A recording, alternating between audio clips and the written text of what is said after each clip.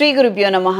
మకర రాశి వారికి ద్వితీయ స్థానంలో రాహువు, తృతీయ స్థానంలో శనేశ్వరుడు, సప్తమ స్థానంలో బుధుడు, శుక్రుడు, గురువు, ఆరింట రవి, పంచమ స్థానంలో కుజుడు.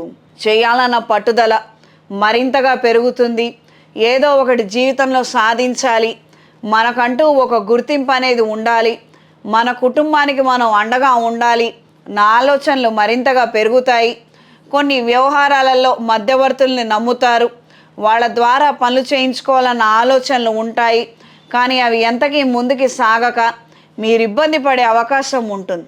వాళ్ళకేమో మీ మీద ఎక్స్పెక్టేషన్స్ ఉంటాయి, ఏదో మీరు దులుపుతారని, వాళ్ళు ఏదో దాచుకోవచ్చని. మీరేమో అలా ఏమో చెయ్యరు, మీ దగ్గర ఏమీ లేవు. ఇస్తే ఒక 5 రూపాయలు 10 రూపాయలు ఇవ్వగలుగుతాం, కానీ వేలకు వేలు ఇవ్వలేం కదా అన్న థాట్ ప్రాసెస్లో మీరుంటారు. ఎలాగో అడిగింది ఇవ్వరు కదా, పనెందుకు చేయాలని వాళ్ళు ఉంటారు.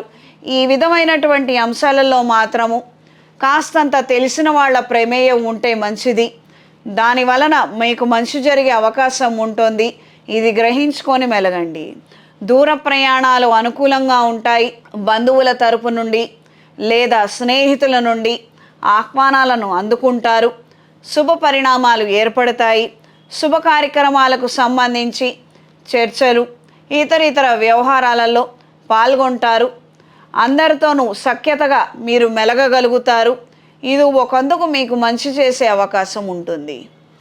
ఈ రాశిలో జన్మించిన వారికి ఈ వారం పరిహారం: ప్రతి శనివారం రోజున కాలభైరవ అష్టకాన్ని పఠించండి. కార్యానుకూలత మరింతగా పెరగటం కోసం బహుళ అష్టమి తిథి రోజున కాలభైరవ పూజను మీ పేరు మీద నిర్వహించండి.